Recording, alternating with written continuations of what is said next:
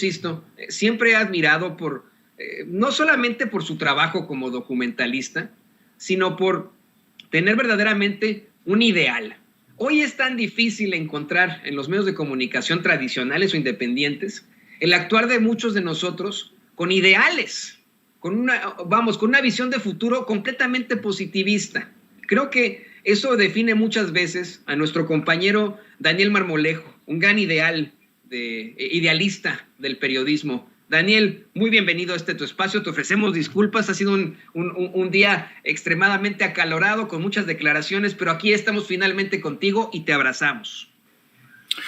Querido Toño, me da mucho gusto saludarte, a ti, a la audiencia de Sin Censura, a Vicente Serrano, donde quiera que se encuentre en este momento, y desde luego a todo el equipo técnico y a los compañeros que han ocupado este espacio para reflexionar de manera muy interesante en este inicio de semana lleno de complejidad y de interés nacional e internacional, Toño. Siempre atento a tus órdenes.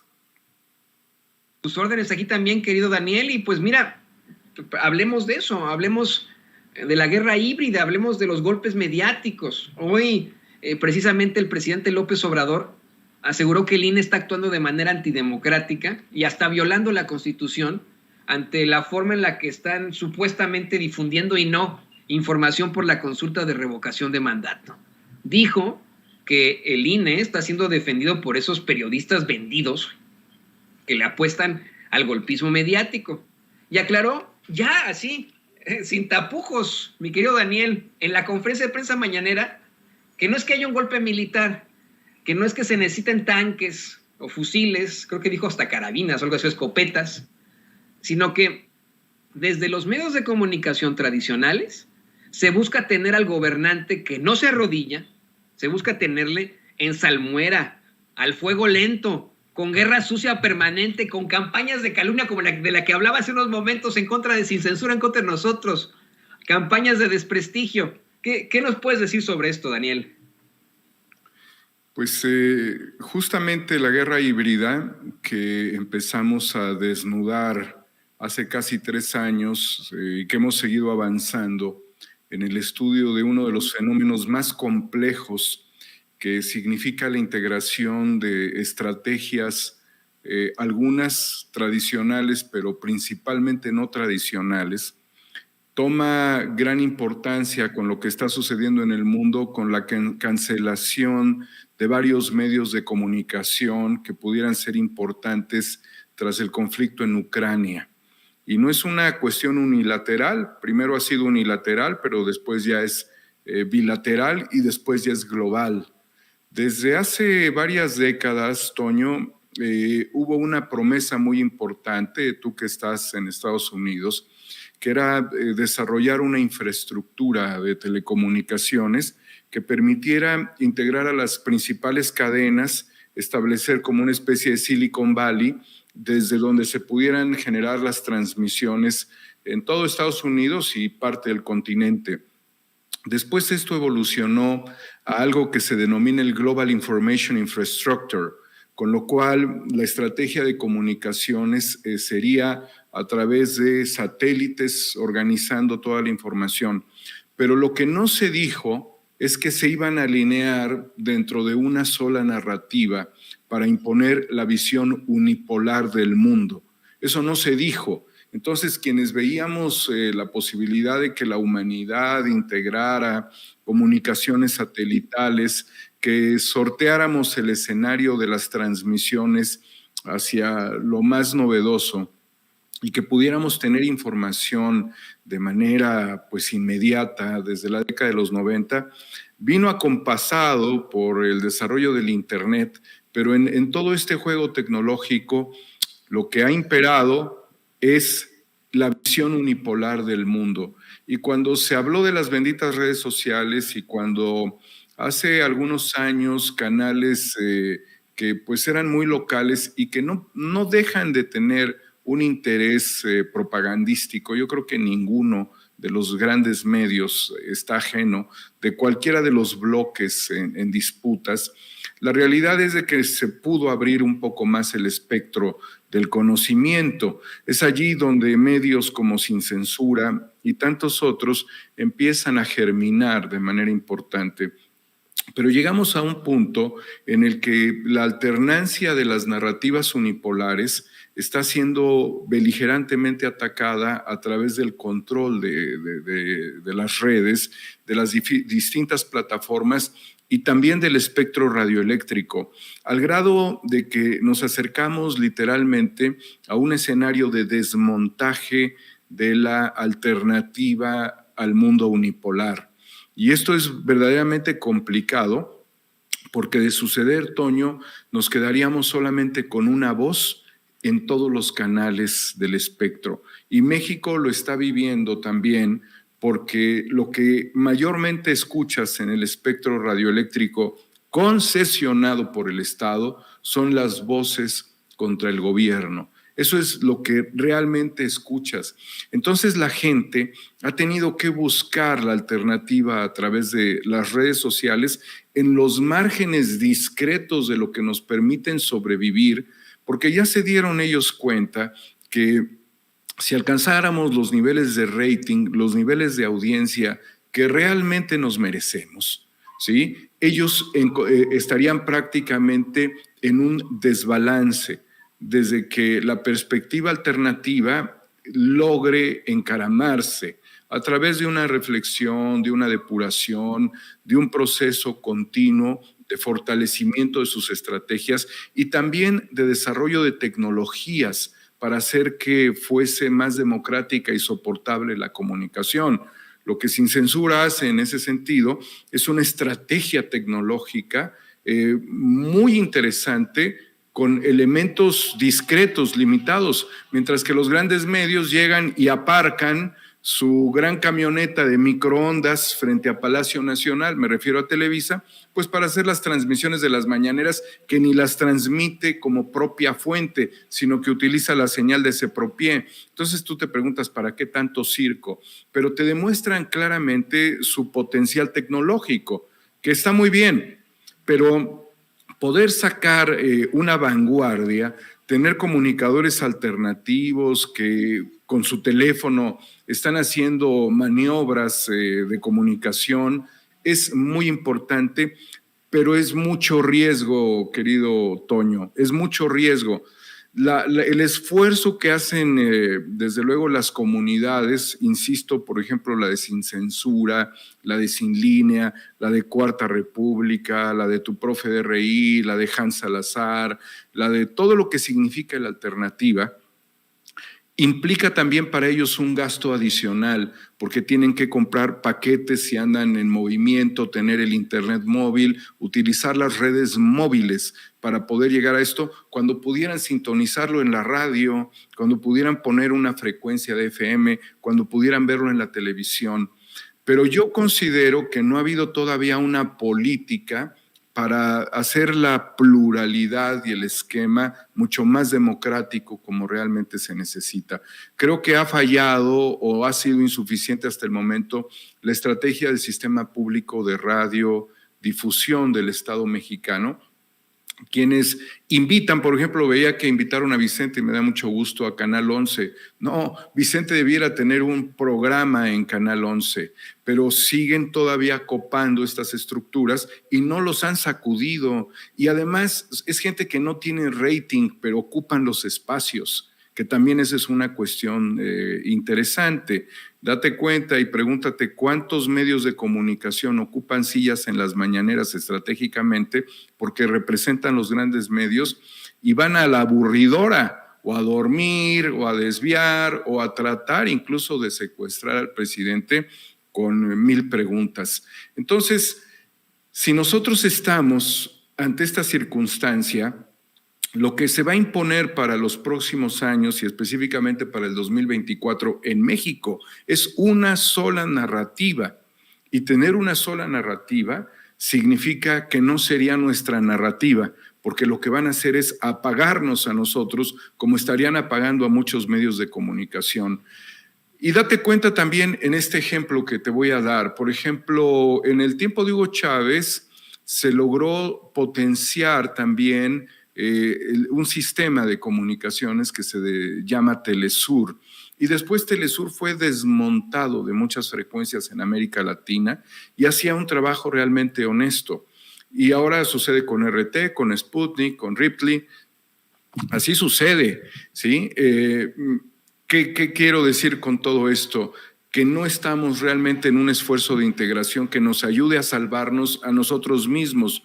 Por eso estar aquí contigo, que estén los compañeros que me antecedieron, los que vengan, significa que estamos haciendo una fuerza de cohesión, no de coerción. Los que tienen los medios hacen fuerza de coerción, de abrumar al Estado. Nosotros estamos haciendo una fuerza de cohesión y algo fundamental es de que tendríamos que ser evaluados en el futuro como el germen del desarrollo de una conciencia política para México y para América Latina desde una alternativa que tampoco existía.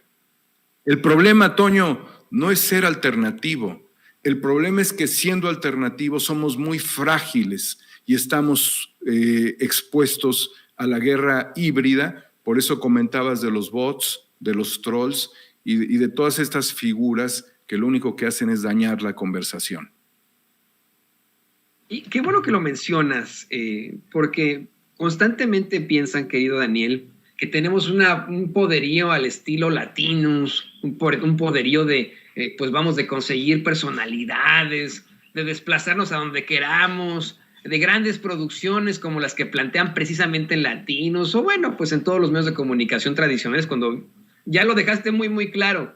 No tenemos esa situación, además somos bloqueados por YouTube, no tenemos ni siquiera los recursos, pero aún así, desde abajo, estamos buscando llevarle a la gente la verdad con justicia y en un ánimo absolutamente transformador. Y con esto le voy a pedir a don David que nos grabe, Dani, porque fíjate, el mismo presidente López Obrador dice que esta guerra mediática ni les ha funcionado a lo largo de los años, ni les va a funcionar. Pero es un hecho que en estos momentos están echando toda la carne al asador desde esa ultraderecha fascista para no solamente acabar con él, sino con todo el progreso que ha conllevado el hecho de echar a la basura la corrupción, el exigir que acaben los privilegios, el enfrentar a los que están precisamente en las esferas del poder. Te digo, Dani, mi pregunta es esa, querido Daniel Marmolejo. El presidente dice que esa guerra mediática ni les funcionó, ni les va a funcionar. Pero ¿hay algún riesgo de que en algún momento el pueblo de México sí cambie? ¿De que en algún momento consigan hacerse del poder otra vez? Mira, la posibilidad existe porque la historia se escribe día con día. Y también hay algo que permitiría a la derecha acceder al poder nuevamente. O sea, mientras no estén aniquilados totalmente, ellos van a seguir estableciendo una lógica. Y esto tiene que ver con el intervencionismo. Y cuando se logran hacer fuerzas de coerción entre las élites locales y las élites extranjeras, terminan por sucumbir y por crear estados fallidos que finalmente sirven a los intereses que no son los nuestros, de los mexicanos. Tú piensa, es evidente, ¿qué haría Cuadri si presidiera este país? Entregaría de Oaxaca para abajo, excepto Quintana Roo, a los europeos. A los norteamericanos haría una conexión Miami-Cancún, Riviera Maya, para dárselos a los gringos. El norte lo negociaría también con Estados Unidos. O sea, y nos dejarían de Guanajuato para acá los mexicanos, ¿no? O sea, realmente lo que tenemos que entender es de que hay una visión en el mundo, que no es la visión que nosotros anhelamos, que es la de acabar con los estados nacionales y convertirlos, fragmentar los estados nacionales en ciudades-estado y que sean los oligarcas planetarios quienes tengan el control de estas regiones económicas mediante la división. Por eso yo quisiera apuntar a algo, Toño, que me resulta fundamental en este momento y que tendría que ver con la mezquindad en cualquier circunstancia en la que nos encontráramos en este momento. Ojo con lo que voy a decir. la mezquindad de quienes pudieran apuñalar no solamente el proyecto de nación, sino los esfuerzos alternativos en algo que pudiéramos entender dentro del mismo esquema de la guerra híbrida, y particularmente sería generar una diatriba negativa hacia las figuras que están haciendo una labor porque el país mejore. No sé si me explico, me refiero a las traiciones que se pudieran dar, por ejemplo, que yo traicionara sin censura, ¿no? Imagínate nada más, o que sin censura traicionara a Juanito Pérez, o que se diera esto. Allí nos enfrentaríamos literalmente al escenario más autodestructivo dentro del modelo alternativo. Yo aspiro a que todo se decante gradualmente, lo que está bien, lo que está mal, y que seamos críticos, pues siempre, desde luego, pero mucho cuidado, porque lo que ha sucedido también es de que generaríamos un conflicto interno que terminara por desafiarnos y dañar a las audiencias que realmente están buscando un camino de comunicación alternativo. La gente piensa en lo alternativo, pero si lo alternativo falla, imagínate nada más qué se le queda a la gente, ¿no? Vendrán actores que suplanten espacios bien logrados y alcanzados a través de mucho esfuerzo de comunicadores, pero estos a su vez terminarían por desvirtuar el trabajo. Y todo puede darse también como consecuencia de la guerra híbrida, del engaño, de la traición, y como se da en otras regiones, la guerra fratricida, como lo que se intentó aquí y se hizo con Rápido y Furioso, y se ha intentado de otras formas en el mundo, o las luchas idiosincrásicas. Debemos de tener mucho cuidado también, porque trepados en el columpio de la vanidad, pudiéramos estar jugando a provocar negativamente a actores que están haciendo un trabajo serio, un trabajo honesto, un trabajo incluso en las calles, y que contribuyan a la comunicación. Yo creo que los esfuerzos de integración que podemos hacer pueden funcionar o no. Eso no importa. Son misiones, objetivos, estrategias. Pero lo más importante es no dañar el escenario en el que nos encontramos, porque si ya es vulnerable tecnológicamente debido a que no somos los propietarios, imagínate avanzar en la diatriba negativa, violenta contra los compañeros que uno ni conoce, no sabe de los esfuerzos que muchos hacen por llegar a la mañanera temprano, con poco dinero en la bolsa, pero con un gran espíritu. Debemos de preservar la tranquilidad y la armonía en estos escenarios para generar todavía más que lo deseable en este momento, que es una transición política para el 2024, en donde no gane nuestra voz o nuestros espacios los ocupe la derecha o la ultraderecha.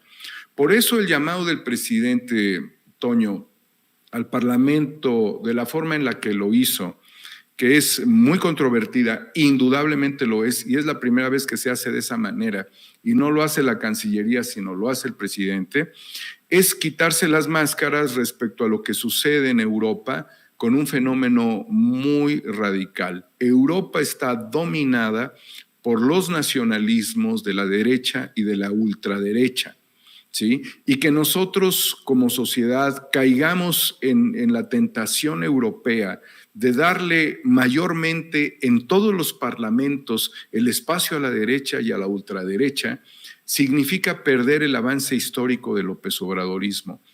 Estos estrategas de la guerra híbrida tienen analizado todo y pudieran estar moviendo tendenciosamente a determinados actores dispuestos a rompernos.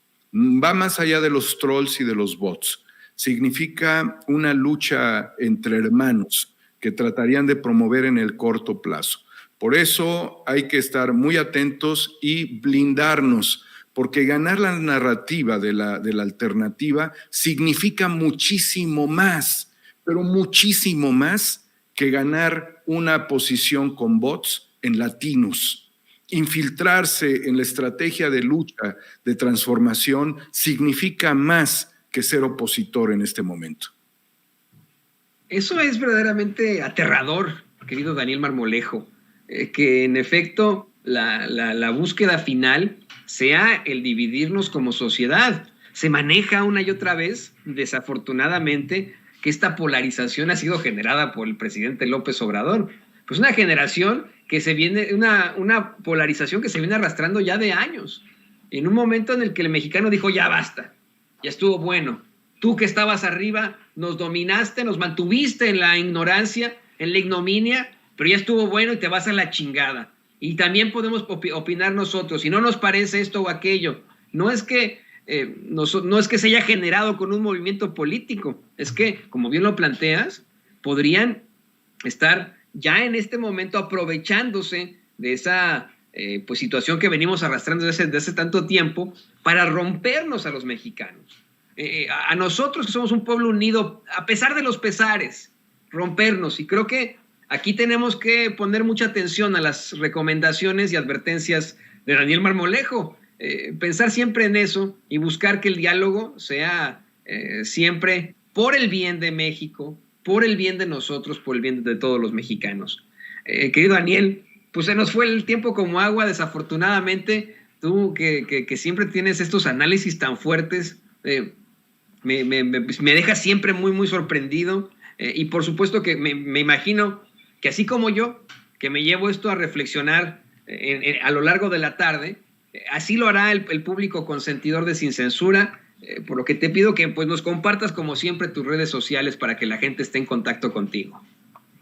Muchas gracias, querido Toño. Agradecer el espacio de Sin Censura para participar.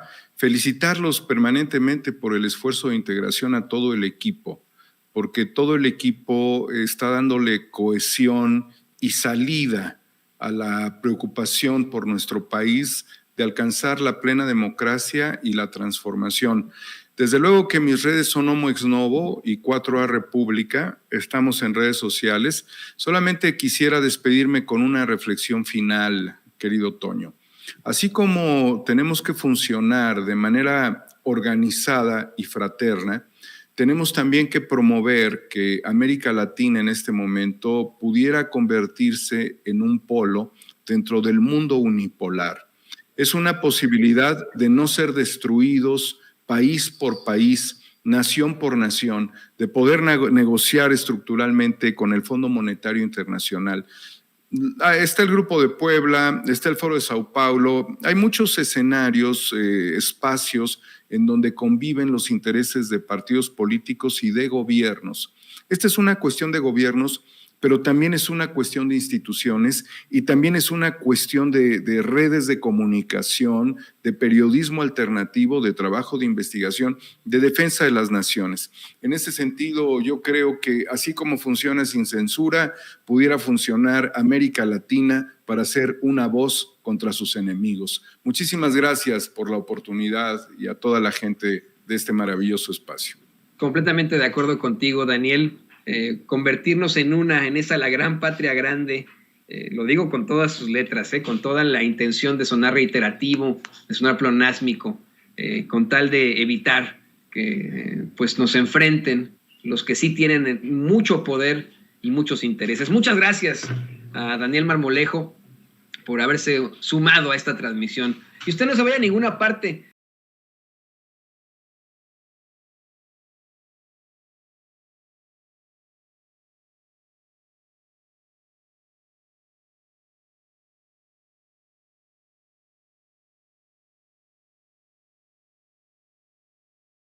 Déjeme saludar a un admiradísimo colaborador de este espacio, al sociólogo y analista político, Julián Atilano. Julián, muy bienvenido a este espacio. Queridísimo Toño, la admiración ya sabes que es mutua y muchas gracias por haberme invitado y saludo a la gran familia de Sin Censura. No, al contrario, pues nos encanta estar siempre aquí iluminándonos de situaciones tan importantes como las que tú planteas, Julián. Y hoy, pues precisamente quisiera hablar contigo sobre estas declaraciones del presidente López Obrador. Se burla de esa oposición por tener como presidenciables a una Lili Téllez, a un Gabriel Cuadri, a una Margarita Zavala, a Santiago Krill, pone hasta, bueno, a Loretta, a Aristegui, Alito Moreno, y al pobre Damián Cepeda casi le dice, pues hay un güey que se llama ahí Cepeda, ¿no? Que creo que es diputado, no lo topo bien, ¿no? Pero también él está buscando. Esa es, en todo caso, la oposición a la que se enfrentaría quien podría ser el sucesor del presidente López Obrador. Así es, mira, de todas esas personas de esa lista, no se hace una, la caballada, o más bien dicho, la borregada está flaca de la oposición. A mí también me llamó la atención, a Cepeda ni siquiera sabe si es senador, si es diputado, no recuerda el nombre del presidente del PRI, y no es que sea de mala intención, simplemente es que son actores realmente relevantes. Históricamente los presidentes del PRI, cuando gobernaba este gran partido en el siglo XX, si ahorita preguntamos, díganme 4 nombres de presidentes del PRI del siglo XX, nadie va a saber, son actores irrelevantes. Vienen elecciones en 2022, probablemente Morena gane 5 de 6, entonces lo que estamos viendo sí es una intensidad de estos precandidatos de la oposición muy activos. Vemos a Lili Téllez, que desde que comenzó a tuitear, desde que comenzó a lanzarse en contra del presidente de la República con esa, pues con ese enojo, como se le caracteriza a Lili Téllez, pues era claro que buscaba la candidatura. Incluso cuando alguna encuesta ahí pedorra sale, saca que ella se encuentra entre los aspirantes, pues ella al otro día sale a cacarearle, decir, ya ven, yo sí puedo ser la candidata, pero lo que vemos es que no hay candidaturas en la oposición.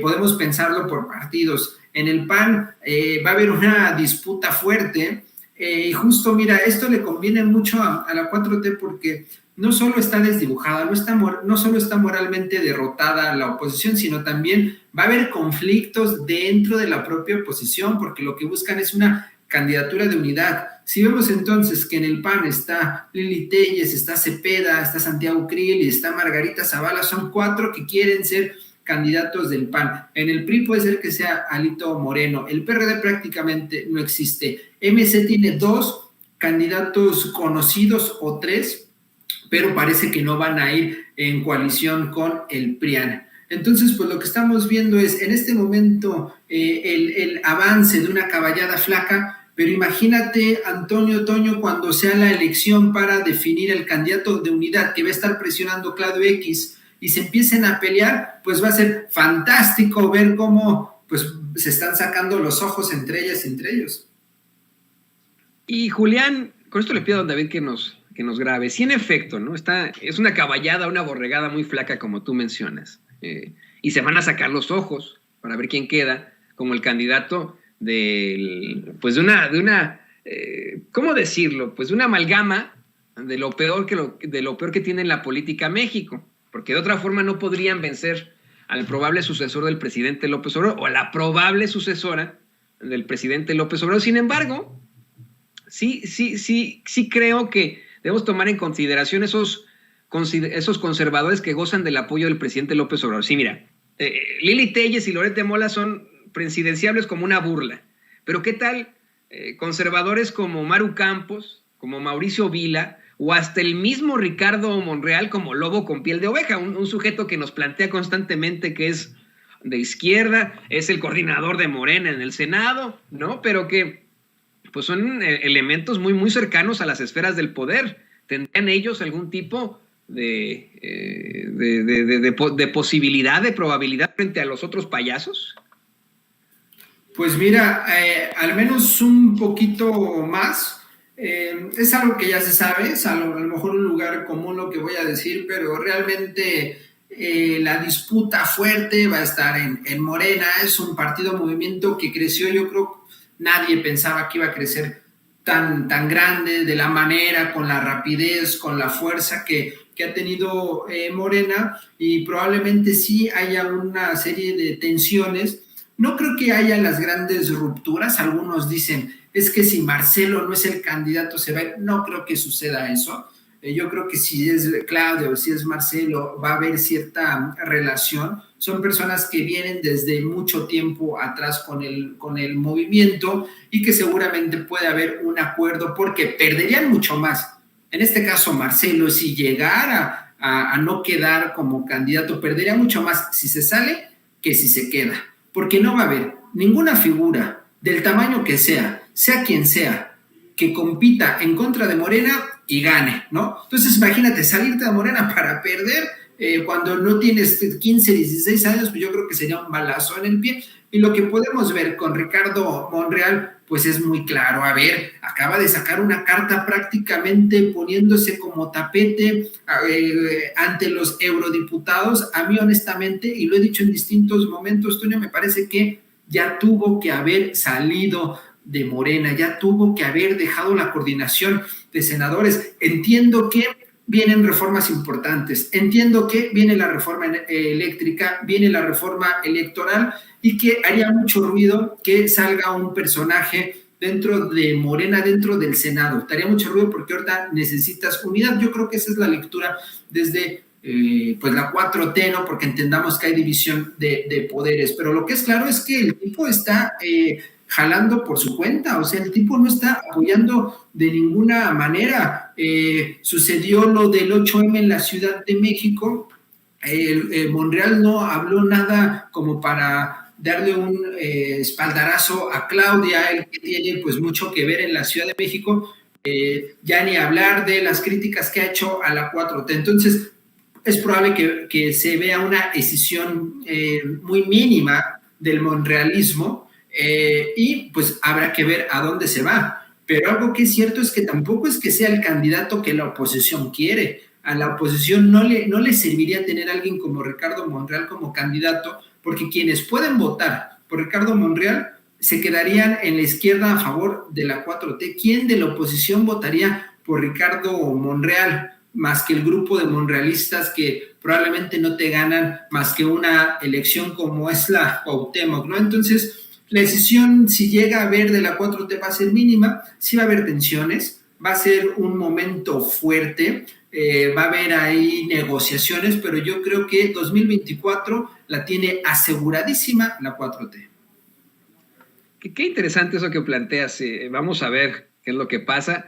Yo me preocupaba más bien por la cuestión de los pues conservadores que hoy gozan de todo ese apoyo del presidente como Mauricio Vila, como la misma Maru Campos, ¿no? A ver qué pasa con todo eso. Pero ahora que mencionen lo de los eurodiputados, y grábenos, don David, ahora que Julián mencionas este apoyo que le da Monreal a los eurodiputados, hoy el presidente López Obrador aseguró que si le rascan la proclama de los eurodiputados, sale de México y que tiene que ver con Claudia X González, que tiene que ver con Héctor Aguilar Camín, que tiene que ver con Enrique Krause. ¿Qué opinas de esto, querido Julián? Estoy totalmente de acuerdo con esa lectura que hizo el presidente Toño, es evidente. También lo comentábamos la semana pasada con Vicente. Desde el principio era claro que, los eurodiputados, estos legisladores que se componen de distintos legislativos de Europa, de la Europa occidental, pues evidentemente no es que tengan en la mira, no es que el tema México lo tengan en la agenda y se despierten y digan, ay, ¿qué está pasando en México? Evidentemente lo que pasó fue que tienen vínculos con sectores políticos mexicanos de derecha. Ahí está la lista: Claudio X González, los Krause, Loret de Mola, es decir, todo este grupo de conservadores pues sí tienen ligas con, por supuesto, con legisladores principalmente de España, de estos eurodiputados. Ahí vemos un vínculo y ahí vemos un tráfico de mensajes. Pero por otro lado, y es algo que se ha dicho, pero creo que no lo suficiente, Toño, es que estamos en un contexto que es el de la reforma eléctrica y los intereses que la reforma eléctrica que está proponiendo el presidente de México, pues tocaría a Iberdrola principalmente, los intereses del capital español. No es cualquier cosa. Imagínate que una empresa como Iberdrola tenga la capacidad de contratar expresidentes mexicanos como sus empleados. Felipe Calderón es empleado de Iberdrola, es decir, una empresa contrató al expresidente. Imagínate la fuerza que tienen para quitar, poner, comprar presidentes. Entonces, en ese contexto se está dando. No es casualidad, no es que se haya levantado y dijeron vamos a hacer un pronunciamiento en contra de México, sino que tiene que ver con este afán de desestabilizar la gobernabilidad en México para hacer ruido y luego entonces no haya la suficiente fuerza nacional, fuerza en México para que se impulse y se resuelva y se concrete la reforma eléctrica. Están tratando de minar por donde puedan. Afortunadamente tenemos mucho presidente, tenemos mucho pueblo y la respuesta que le dio López Obrador a estos eurodiputados fue fantástica porque fue una respuesta política a un mensaje meramente político. Así es político y yo, si me lo permites, ni siquiera estaría abundando más en estas cosas que pasan desde Europa. Es como que parte de la forma de los eurodiputados de justificar su salario, decir, ay, estamos haciendo algo, ay, acabamos de hacer una determinación sobre México, aunque seamos ignorantes al respecto o sesgados al respecto, ¿no? Es verdaderamente lamentable. Pero querido Julián, muchísimas gracias por tu análisis, como siempre, aquí en Sin Censura. Hay muchos comentarios de nuestro público consentidor. ¿Por qué no nos compartes tus redes sociales para que la gente se ponga en contacto contigo? Querido Toño, muchas gracias. Ya sabes, a la orden. Me pueden seguir en @JuliánAtilano en Twitter y todos los jueves en Señal Tlatelolco en las redes del PUEX de la UNAM. Ahí lo tiene usted, el queridísimo y admiradísimo sociólogo y analista político Julián Atilano. Julián, muchas gracias. Aquí en Sin Censura. Y mire,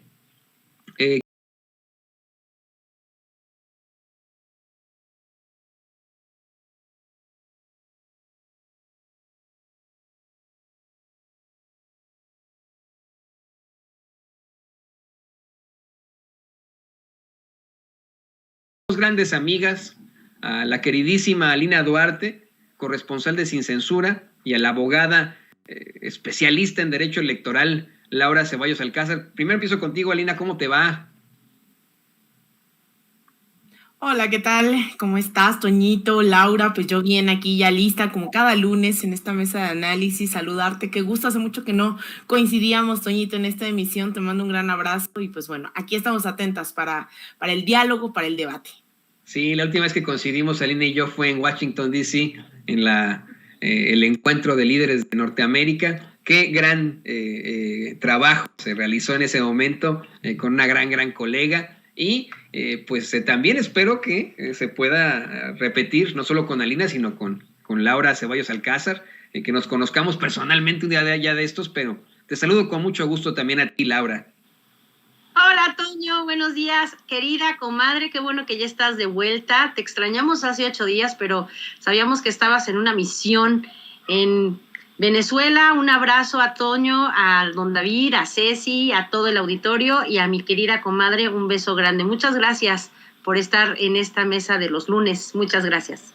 No, gracias a ustedes dos. Y bueno, pues comencemos con Alina. Alina, el presidente López Obrador dice que no quiere eje, que quiere una unión de la Patagonia a Alaska, una unión ante esa minoría rapaz que ha controlado medios. Y lo planteaba desde el principio, lo preocupante de todo esto. ¿Estarías de acuerdo conmigo en estar, vamos, claros acerca de lo que nos planteaba el experto economista Rodrigo Benedict, que el crecimiento de esos intereses económicos responde directamente a la ultraderecha? Es más, la ultraderecha y el fascismo en el mundo y su crecimiento responde directamente a los intereses económicos. Pues mira, antes que nada, yo quiero mandar un saludo a la gente que nos acompañó en San Diego y en Tijuana este fin de semana en unas charlas justamente que tiene que ver con todos estos temas y el rol que juega Estados Unidos, pero también nuestra fuerza migrante en el mundo. Yo estoy totalmente de acuerdo, ¿no?, con esta hipótesis en donde las fuerzas pues de ultraderecha, ¿no?, el fascismo tiene un claro interés en la guerra, ¿no?, en la desigualdad. Ahora lo estamos viendo también en el caso de Ucrania, como que Estados Unidos, la OTAN y sus aliados pues durante 8 años estuvieron cercando, ¿no?, a Rusia militarmente, también los grupos neonazis en Donetsk, en Lugansk, y ahora lo que estamos viendo y la noticia del día de hoy es que justamente en Donetsk hubo un ataque con armas prohibidas achacado al gobierno, a los militares ucranianos, y de eso no se habla, ¿no? No se habla de cómo la gran industria armamentista genera todo un negocio y que termina pagando, pues al final son las personas, son los civiles. América Latina no está exenta de ese debate. En el caso de estas latitudes, lo que hemos visto es un Jair Bolsonaro, un Sebastián Piñera, que ahora ya sale de la moneda y entra Gabriel Boric, que han estado apostándole a la represión, a la desigualdad, en el caso de Colombia, a los paramilitares, al asesinato de la disidencia, y eso tiene que ver con un profundo espíritu fascista de estos gobiernos. Lo que escuchábamos en esta carta que manda como respuesta el presidente Alberto Fernández al gobierno de Andrés Manuel López Obrador saca muchísimas conclusiones. Yo ayer quería hacer un tuit, pero mejor quería leer a la gente. Les preguntaba con qué parte se quedan de esta carta leída el día de hoy aquí en el Palacio Nacional, en la mañanera. Hay muchas vertientes, ¿no?, de los discursos. Es claro, un Alberto Fernández que se siente muy cercano a la administración de Andrés Manuel López Obrador, un Alberto Fernández que además, hay que decirlo, tuvo confrontaciones serias internas contra no solamente la militancia, sino también la expresidenta Cristina Fernández de Kirchner, porque justamente se estaba aliando a grupos más de centro izquierda, de centro derecha, y entonces las elecciones intermedias fueron una sacudida para el gobierno argentino, a mitad además de una crisis, ¿no?, que ha generado, pues no solamente en Argentina, sino en muchos países, y que curiosamente eso no se rescata en el caso de México. El caso de México es muy poco el apoyo que se le ha retirado a mitad de una pandemia, pero el gobierno argentino sí sufrió las consecuencias de una gestión que, pues obviamente después de absolutamente toda privatización de un gobierno como el de Macri que la antecedió, después de una deuda brutal con el Fondo Monetario Internacional, claro que hay una profunda crisis en Argentina y se ve muy cercano a Andrés Manuel López Obrador, no solo políticamente, sino ideológicamente, ¿no? Hay mucho cariño en esta carta. Y también ubicándolos en este espectro ideológico, lo que vemos es no solamente encuentra, ¿no?, esta cercanía con Andrés Manuel López Obrador, sino que ya está anunciando lo que quiere ser este eje, ¿no?, de ganar las elecciones el próximo 2 de octubre, Lula da Silva en Brasil. Dice que es el más grande líder que ha tenido América Latina, y un poco lo vuelvo a ubicar ideológicamente en este espectro más de centro izquierda, ¿no?, una izquierda más liberal, que se le olvida también que hubo un Fidel Castro, que se le olvida que hubo un Hugo Chávez, ¿no?, que marcaron tajantemente también la política en América Latina, y atreverse a decir que fue Lula también habla, ¿no?, de esas posturas. Lula también, alguien muy progresista, sacó a millones de brasileños del hambre, ¿no?, les dio educación, alfabetización, un gobierno sumamente progresista que, bueno, deja a Dilma le dan un golpe de Estado. Y lo que vemos ahora es la llegada de la ultraderecha, claro está, con Jair Bolsonaro, y veremos próximamente, no me queda duda, la victoria de Lula da Silva en octubre, a menos, claro está, de que se le asesine, ¿no? Y es algo que está sobre la mesa hoy en Brasil. Entonces, creo que esta cercanía, después también de las elecciones en Chile, que vimos ahora ya la toma de posesión de un Gabriel Boric, que también no está necesariamente ubicado en la izquierda revolucionaria, sino en la centroizquierda, con alianzas con la burguesía, alianzas, ¿no? Su canciller es fue la mano derecha de Almagro, quien queda en Hacienda es alguien que es muy bien visto por los empresarios, es decir, con todas estas alianzas bastante cuestionables, diciendo que Venezuela es un fracaso, sumándose al concierto internacional, ¿no?, condenando a estos gobiernos, o incluso en el caso de Ucrania, poniéndose de lado tal cual de Ucrania, ¿no? No es un tema de la guerra, sino una postura pro-OTAN, pro-Ucrania, ¿no?, donde hay militares, lo hemos visto, neonazis en varios puntos, queda bastante, ¿no? Ahí endeble esta relación que vamos a tener con Chile, pero al menos se visualiza este eje con Argentina, lo que puede ser llegar a ser con Brasil, y también las elecciones del día de ayer en Colombia, donde en el Senado, en el Congreso, avanza las fuerzas progresistas y el próximo mes de mayo podría ganar Gustavo Petro. Yo creo que esta nueva alianza daría un nuevo contexto a la izquierda latinoamericana, Toño. Qué bueno que mencionas lo de Petro. A mí me dio un gusto impresionante, querida Lina, haber escuchado este avance en un país que se ha enfrentado a terribles niveles de desigualdad, de pobreza y por supuesto de violencia, precisamente por lo implantado que está el conservadurismo. Colombia, no sabes el gusto que me daría que en algún momento sí pueda existir un líder de la izquierda en ese país. Y le pido a don David que nos grabe, para ahora pedirte a ti, Laura, tu comentario. En los sexenios pasados nos pintan un México a la vanguardia en la economía y hasta en los derechos humanos, ¿no? A la vanguardia en cuanto al desarrollo y tonterías así, cuando pues en la realidad se dispara la desigualdad, se dispara la violencia y por supuesto ni derechos humanos ni nada, ¿no? Considerando cómo actuaron nuestros expresidentes con su despreciable neoliberalismo, ¿podríamos hablar de un fascismo en México, en esta lucha absoluta de la ultraderecha de implantar su idea, no solo en México, sino en todo el mundo? Fíjate, Toño, que en la mañana, después de la mañanera, siguió corriendo las publicaciones en el YouTube y me apareció esa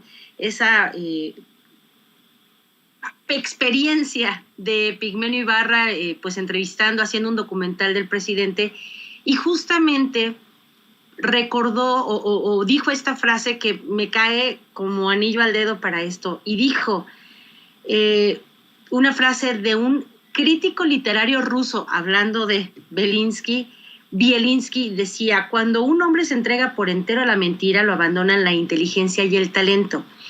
Y me parece que este discurso, tanto de Europa, perdón por traerlo, pero es que hablaba de un literato ruso, pero también esto que se ha dicho en contra de las personas, de los pueblos americanos como incapaces para llevar a cabo un proyecto que los impulse hacia adelante, que nos haga despojarnos por fin de esta mentira, de esta forma brutal de opresión, a través de un neoliberalismo que rompió por completo todos los precarios equilibrios de justicia en derechos humanos, económicos, sociales, obviamente políticos. No han sido sino una mentira reiterada y una mentira tan mal contada que podemos ver a un Riquín Canallín que desde donde está, muy valentón, emite sus juicios y sus mentiras. Vemos a un grupo de eurodiputados que se atreven a hacer propia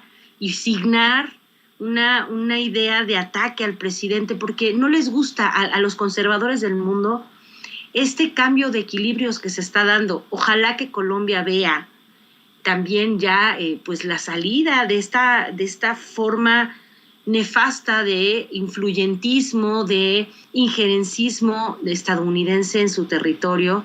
Ojalá que también Lula regrese, que quite por fin a Brasil, lo arranque de estas garras de destrucción.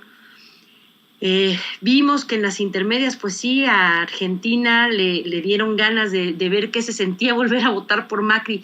Entonces me parece que es un momento muy, muy importante, álgido, en donde tendremos que estar impulsando esta idea de que una patria grande probablemente necesite mucho tiempo de trabajo, un montón de arreglos, pero si tenemos un bloque políticamente fuerte y pujante, podremos hacer frente, obviamente, pues a un Estados Unidos injerencista, a una Europa injerencista, y más allá de eso tendríamos la posibilidad de sí tener un liderazgo pues de bloque, perdón por los bloques porque no son muy buenos, pero sí como una defensa en donde todos los países americanos tendríamos esta idea de ser un bloque de defensa ante otros ataques. Y obviamente también, aunque Estados Unidos se cree y se dice América, pues es mucho más que solamente un país,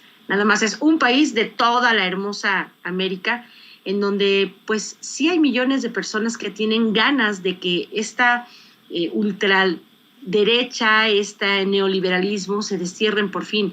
Entonces, pues sí estamos viendo una época, pues me parece que insuperable en cuanto a participación política y además de una instalación de pensamiento progresista real, no con estas falacias, estas mentiras que contaban para decir que el neoliberalismo era lo mejor que le podía pasar a los pueblos del mundo. Y en este caso sí creo que pues estos países que son tan icónicos, Argentina, México, Brasil, y hoy sumándose a otros países la idea de un cambio real, una revolución de las conciencias, restaurar la democracia, la voz de los pueblos para elegir a sus líderes, me parece que es lo más fuerte que vamos a ver al inicio de esta década. Y creo que urge de verdad que esta carta, que además es buenísima en respuesta del presidente Fernández, sea muy, muy difundida, porque es el reconocimiento a un liderazgo regional, pero también a nivel de humanismo, a nivel de entender que las culpas que están pagando hoy los países latinoamericanos, México, Brasil, Argentina, a nivel económico y político, no son sino el resultado, la consecuencia de una gravísima enfermedad llamada neoliberalismo y del que nos estamos deshaciendo con muchos trabajos, además, después de una terrible pandemia que ha dejado al mundo encuerado en cuanto a la idea de que el neoliberalismo era lo mejor. Así que bueno, pues esperemos que sea, digamos, que el principio del fin, y estamos atentos en una ventana enorme llamada Latinoamérica. Esperemos que sí sea la patria grande, como bien dice Dani De Vita.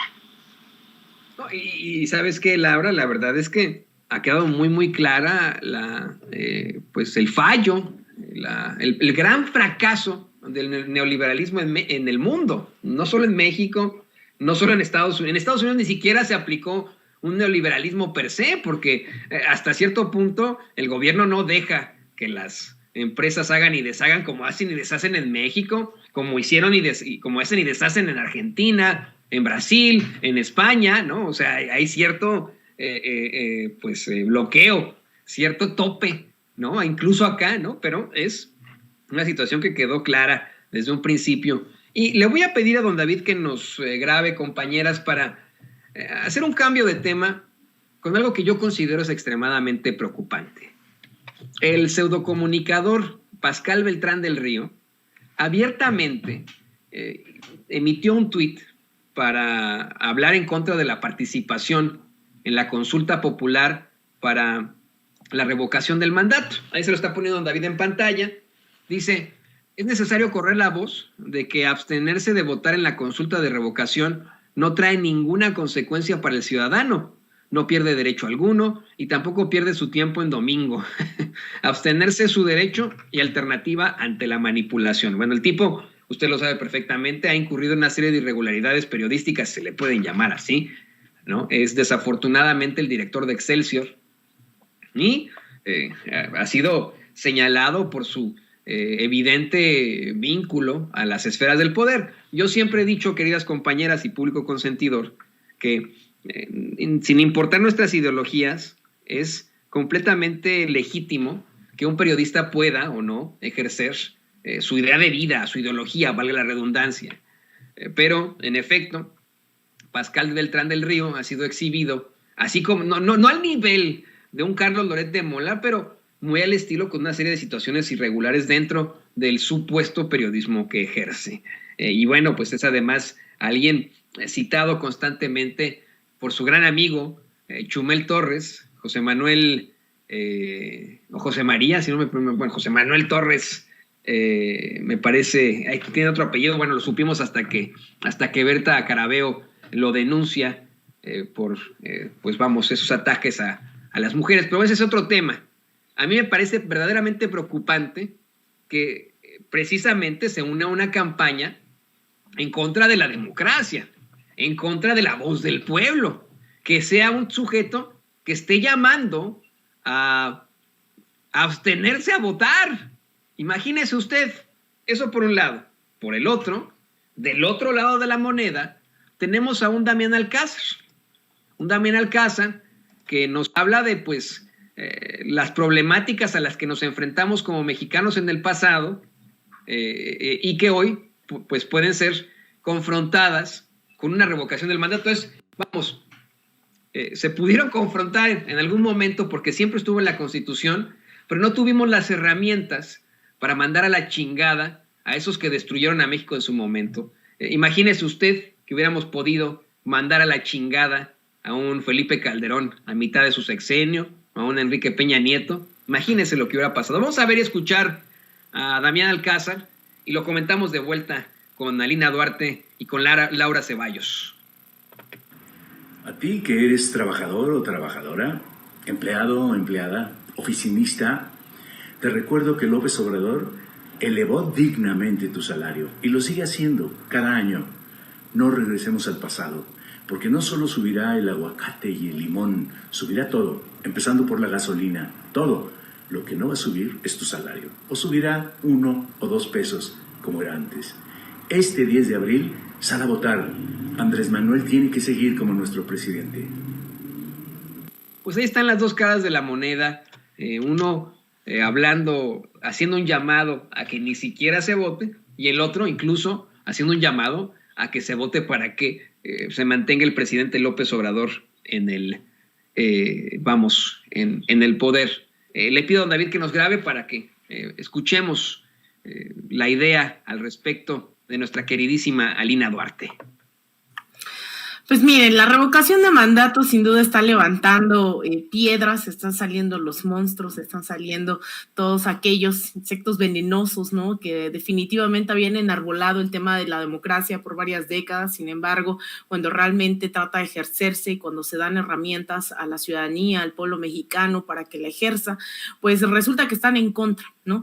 Y lo hemos visto con personajes de todo tipo, expresidentes, con los mismos órganos electorales que tienen que hacer valer, ¿no? La democracia en este país, pues se han puesto del lado incorrecto de la historia, pero además es muy peligroso porque siguen abriéndole las puertas a todas estas personas que de demócratas no tienen absolutamente nada. La revocación de mandato, creo, no se llega a dimensionar y a mí me preocupa, ¿no? Porque escucho a compañeros, compañeras, escucho a la gente en Tijuana, en San Diego, ¿no? Y la pregunta llega a ser, ¿se reunirá la votación? Creo que hay mucha claridad sobre los resultados que se van a obtener, que es pues favorable, ¿no? A que siga, ¿no? La frase es que siga el presidente. Pero el tema es por qué estamos en duda de que esos 30 millones o al menos 15 millones salgan a votar en la revocación, y creo que no se ha contextualizado históricamente lo que esto significa. Ante los hechos que hemos visto, que no son casuales durante las últimas semanas, sobre todo los últimos meses, desde que se anunció la reforma eléctrica, hemos visto al unísono al Parlamento Europeo, hemos visto a medios de comunicación de Miami, Estados Unidos, Latinos, ¿no? Hemos visto esta campaña que se ha llevado a cabo de forma acérrima, ¿no? Dura en contra del presidente, y eso no es casualidad. Y para desmontar justamente toda esa campaña, la gente luego dice, ¿qué hacemos, no? Bueno, ahí están las herramientas de ratificación o de revocación, ¿no? Del mandato, porque al final allá afuera no se sabe qué es lo que está pasando, ¿no? ¿Y por qué digo? Porque esa preocupación también hacia el exterior, porque desde afuera también se orquestan intentos de desestabilización, golpes de Estado, y el referéndum revocatorio no es solo una encuesta de popularidad de Andrés Manuel López Obrador, es un ejercicio para que la ciudadanía nos demuestre también y demostremos que estamos involucrados e involucradas con el futuro de este país. Y cuando digo el futuro de este país, también quiero ser muy enfática en que la gente allá afuera de México, sobre todo en Estados Unidos, también está muy preocupada, ¿no? Y yo trato de decir, bueno, vámonos quitándonos también tiene esas fronteras, porque hay gente que quiere aportar dentro y fuera de México para el futuro de las siguientes generaciones en este país. Entonces, creo que si dimensionamos a qué nos enfrentamos, ¿no? Sobre todo a un gobierno que demuestre nacional e internacionalmente que cuenta con el apoyo popular, eso es un gran mensaje, no solamente de apapacho, ¿no? Como lo quieren hacer notar, de berrinche del presidente. Esto es un mensaje directo a Iberdrola, un mensaje directo a las transnacionales, a las mineras, a los que quieren intervenir política, económicamente en este país, y decir que hay un pueblo no solo consciente, sino también organizado, que va a utilizar todas las herramientas a su alcance. Entonces, creo que este tema de si vamos a lograr o no la ratificación y dejarnos guiar por lo que está diciendo la oposición, o estos personajes que llaman a abstenerse y que no va a pasar nada, más bien yo les invitaría a que nos preocupemos y sumemos esfuerzos, que entendamos esto y le contemos a los vecinos. Hay gente que dice es que se va a ganar, no solo se necesita ganar, se necesitan millones de personas en las urnas, sea a favor de la ratificación o de la revocación. Ojo, ambos están convocados y convocadas a acudir a las urnas, y esperemos que esto avance y que más allá de que esta gente, bueno, más bien demostrar que esta gente solo tiene opiniones relevantes para cierto grupo dentro de Twitter, pero que en las calles y en la conciencia del pueblo mexicano dentro y fuera de México, pues tienen otra visión del futuro que queremos. Queridísima Laura Ceballos Alcázar, tu comentario al respecto. Fíjate, Toño, Alina tiene toda la razón. El ejercicio previo en donde ella fue promotora incansable, qué bárbara, mis respetos, querida comadre, este ejercicio de solicitar el apoyo para que se llevara a cabo el ejercicio de voto para quitar para enjuiciar a los expresidentes, es una muestra muy clara de que si la gente se le convoca, pues acude.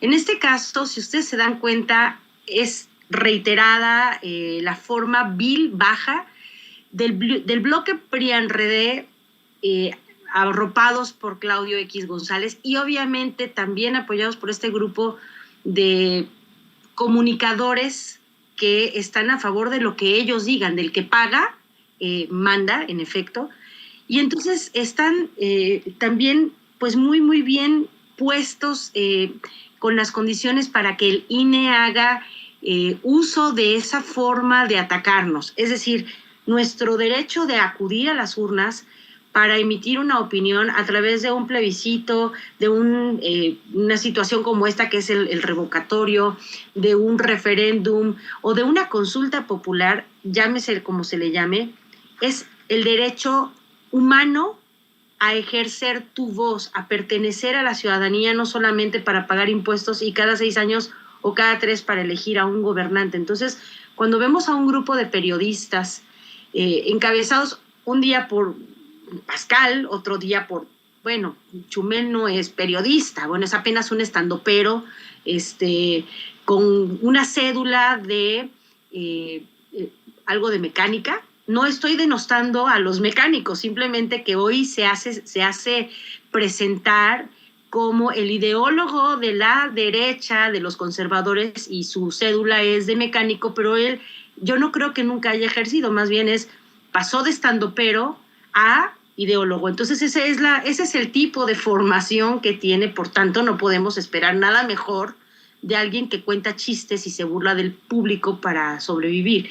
Entonces, si no son los periodistas de la derecha, que son los bastiones fuertes, como dice Alina, no pasan de sus redes sociales, la gente está muy involucrada, no por nada el INE ordenó que este fin de semana se quitaran más de 278 apoyos ciudadanos por creer o por emitir su idea de que hay oscuridad fiscal en relación con los apoyos ciudadanos. Muchos de ellos han demostrado ante el INE cómo ellos han pagado con sus facturas a nombre de las personas, con su dinero, estas lonas, estas pintas en bardas, estos microperforados que se ponen en las partes laterales o traseras de los camiones, o los que traen pegados en sus coches.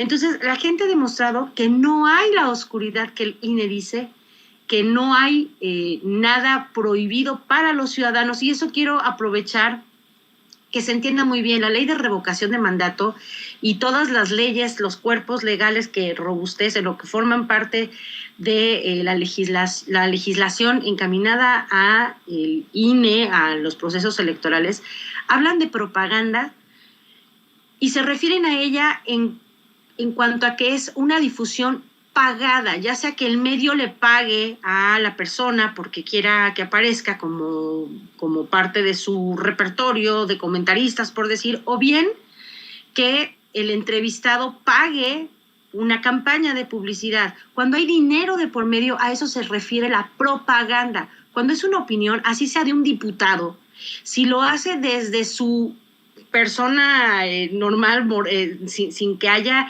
una intervención monetaria de parte del partido, no hay ningún delito, no es una situación irregular. Es más, un diputado podría mandar a imprimir su lona y ponerla, que rodee su casa, que la ponga, que envuelva su coche con la lona, y no pasa nada, simplemente porque es de su dinero, no hay una propaganda de parte del partido. Y sin embargo, también la ley de revocación de mandato dice que los partidos tienen la facultad de promover este ejercicio de participación ciudadana siempre y cuando no haya dinero, es decir, que no paguen publicidad, sino que lo promuevan desde sus redes, que sus diputados debatan de ello, que se presenten en medios libres. De eso se trata, la promoción y difusión. Y ningún ciudadano tiene la prohibición para hacer esta difusión. Entonces han jugado muy, muy baja y suciamente, sí permitiendo que los grandes comunicadores lo emitan desde sus trincheras, diciendo que para qué, que es un capricho del presidente, que cuesta muy caro, que mejor ese dinero se destine a otras cosas, pero no, lo que quieren es minimizar el alcance que esta herramienta en particular va a tener a futuro, porque va a tener dos caras. Por uno es como esos desarmadores reversibles, de un lado tiene cruz, del otro plano, y es exactamente eso.